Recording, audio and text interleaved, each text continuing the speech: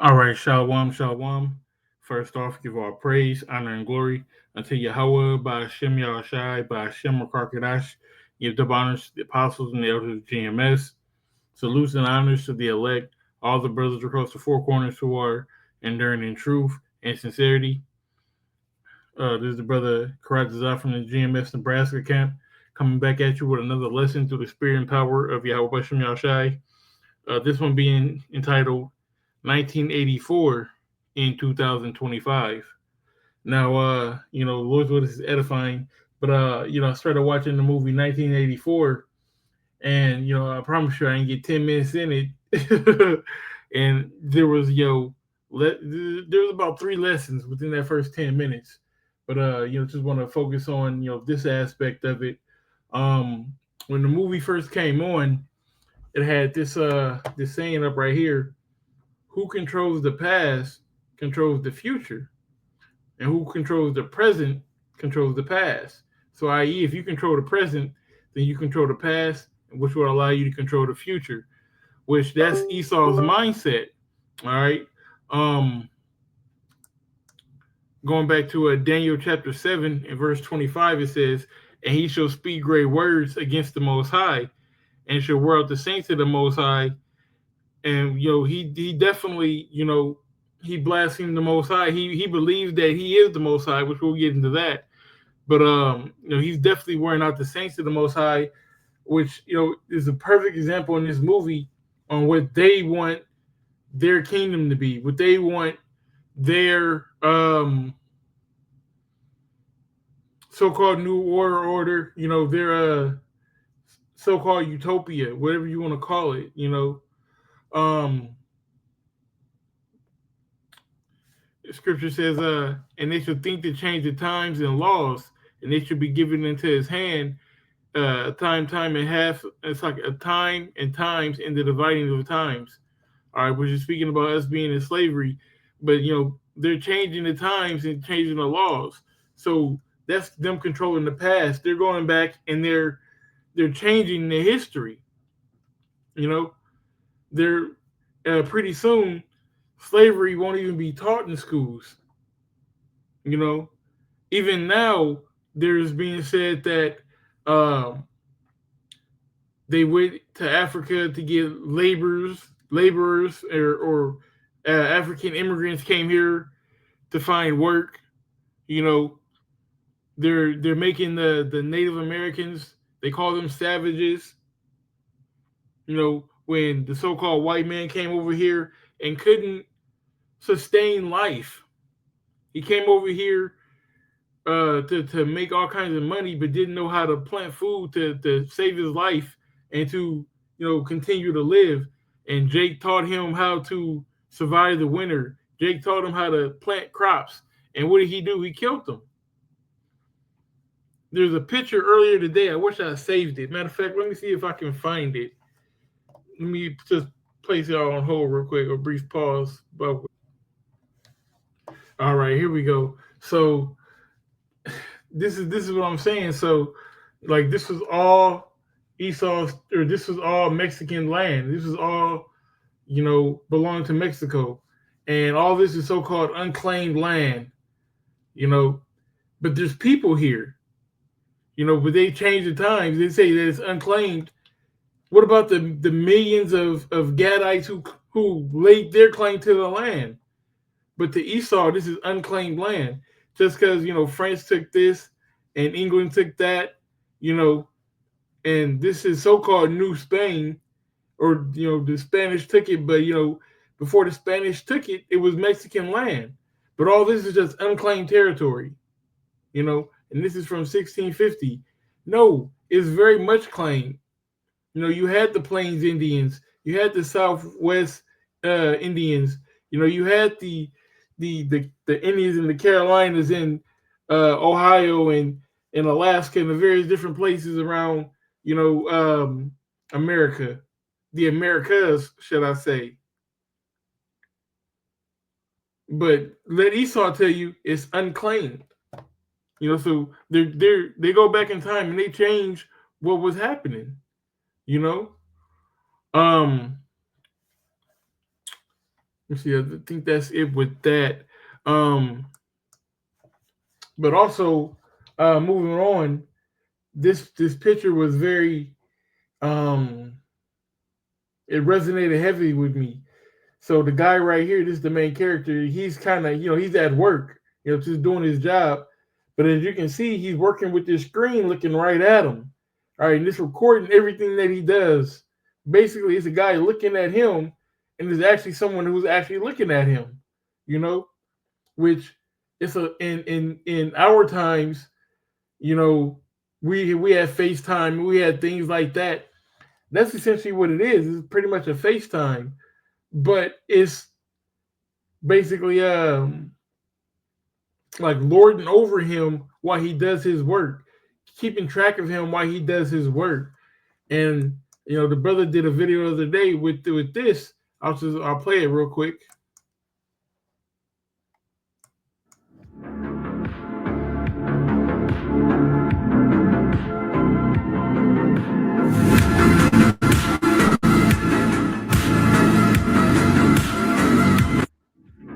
Right. So as you can see, it's keeping track of their movements, where they're going.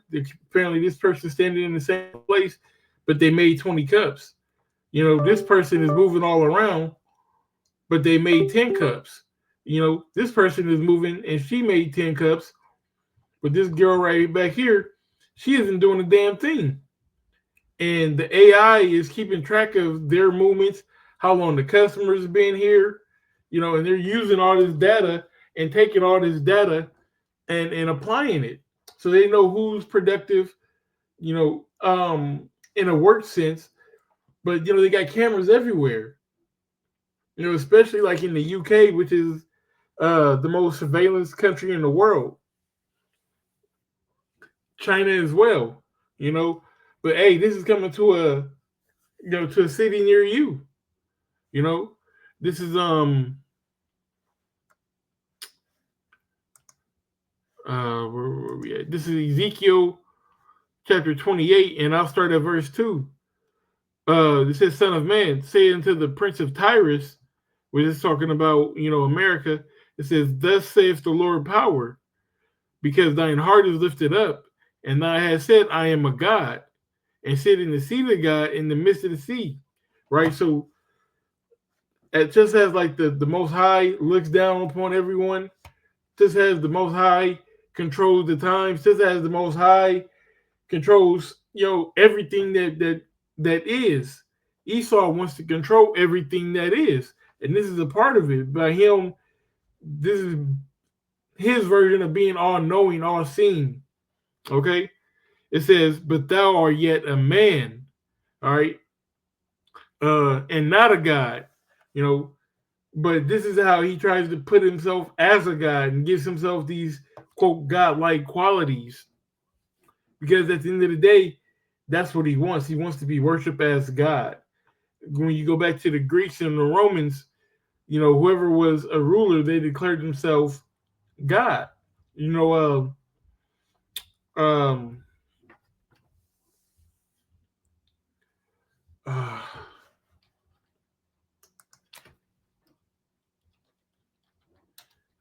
uh, this first Caesar of the Rome.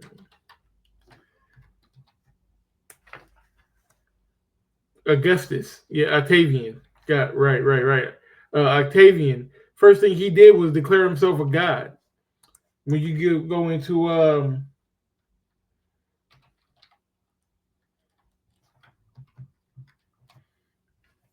Antiochus Epiphanes, he declared himself a god. What does this Epiphanes mean?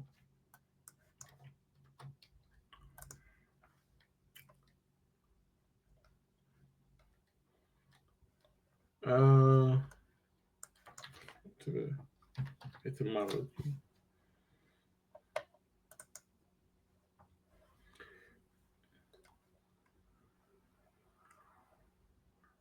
Festival of manifestation of Christ to the Gentiles.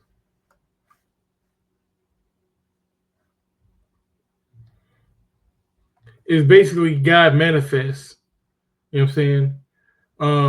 it says manifest to display off, but it's basically him manifesting himself as the Most High. You know, it says of divine beings other than Christ, attested in the 1660s, and in the general literary sense, any manifestation or revelation. So really, it's a manifestation of being, you know, divine, of being divine. So they've been doing this. You know, this is nothing new under the sun. It's just is this is manifesting itself. You know, so yeah, 1984 and 2025. You know, the things from this movie are playing out in real life. They had another scene where they were at lunch. Let me see if I can pull it up real quick. I know I'm doing a lot, but I just want to bear with me here. Keep losing my mouse.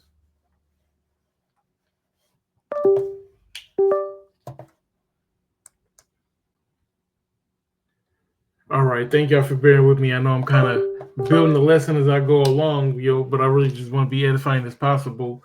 So check out this video right here about them eating meat, and then I'll speak on it.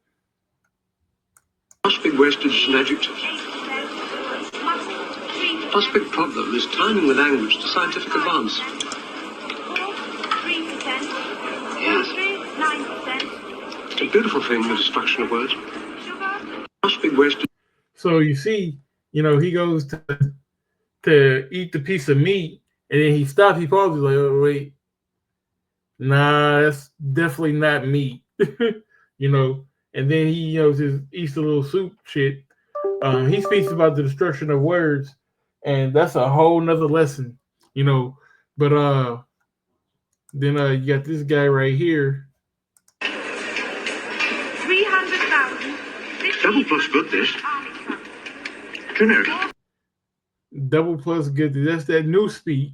He can't say it's really good. He had to say it's double plus good, But 300,000. Double plus good, this. Generic. I didn't think there's a single piece of meat in this, dear. Looks like meat. Tastes like meat. Isn't meat at all. Double plus good. 3-year plan has Not like it, Smith. Yeah, yes, it's too rich for me. Norms Do you mind if I... Brothers and sisters, the battle for production has been won. And then check this out. Deep printed meat. Made using Viwink and animal cells by South Korean company Thyssen Biopharm. Would you eat it? This is They got all these fake meats out, man. All these alternative, what's that? The Wonder Whopper or whatever the hell it. What was it called? Impossible Whopper with the impossible meat. Check this out. 75 billion pounds of red meat and chicken last year. But what if some of that meat was not raised on farms, but instead of high-tech facilities? Scientists say that could be good for the environment and your health, and soon it could be on menus and store shelves. This month, the USDA has approved cell-cultivated meat to be sold to the public for the first time. So that's where it all starts, just a few cells. 2 cultivated meat producers now getting the green light to begin commercially selling their chicken, not raised on a farm, but in a facility. The meat is grown using real animal cells in large bioreactors fed with nutrients. I recently got a tour of California-based Upside Foods, the nation's first and largest cultivated meat producer. You're making chicken in there. Yeah, so if you look at this is approximately a 200 plus liter tank. And we take cells from a chicken or an egg. It takes 2 weeks to grow the equivalent of one chicken, 1,000 chickens, or 100,000 chickens. So you're saying in this factory, you can make more meat faster and cleaner than an average farmer? Well, ultimately, yes. The company says cell-cultivated meat could help feed the world's booming population using a fraction of the land and water of animal farming and help reduce greenhouse gas emissions. Many experts say more study is needed. I got to try this cell-cultivated chicken at the facility in California, guys. I got to say the texture was a little bit different, but it did taste like chicken. The company says they hope to get it on restaurant menus in the next few weeks, then on store shelves in the next 5 years, and dozens of startup companies are getting in on the game, guys. You mentioned the texture. So is it more like tofu? It don't George, even Americans matter ate- what it tastes like, man. It's not fucking meat. You know what I'm saying? But people are gonna be eating this stuff. This is what Esau is pushing. Like, this is his agenda. All right. Like, you know, 1984 and 2025. You know, these are the times that we're coming into. And this is Ezekiel 28 and 3. It says, did I finish 28 and 2? I'll read 28 and 2 over again. It says, Son of man, say unto the prince of Tyrus, thus saith the Lord power, because thine heart is lifted up, and thou hast said, I am a God, and I sit in the seat of God in the midst of the sea, yet thou art a man. Right, speaking of Esau, and not a God, though thou set thine heart as the heart of God, right? As the heart of the Most High, your desires, or your mind, all right, as if you are the Most High. It says, behold, thou art wiser than Daniel. There is no secret that they can hide from thee. So, you know, definitely going back to the video, you know, that's why I wanted to bring that scripture up, the wiser than Daniel, going back to the AI, you know, and them surveillancing people, but also, you know, just transitioning into the meat, you know what I'm saying? Because at the end of the day, man,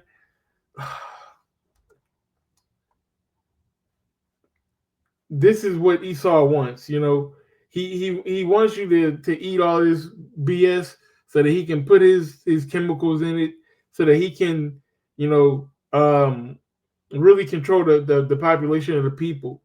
Because going back to that first, you know, if you can control the past, who controls the past controls the future. Who controls the present controls the past. And how do they control in the present?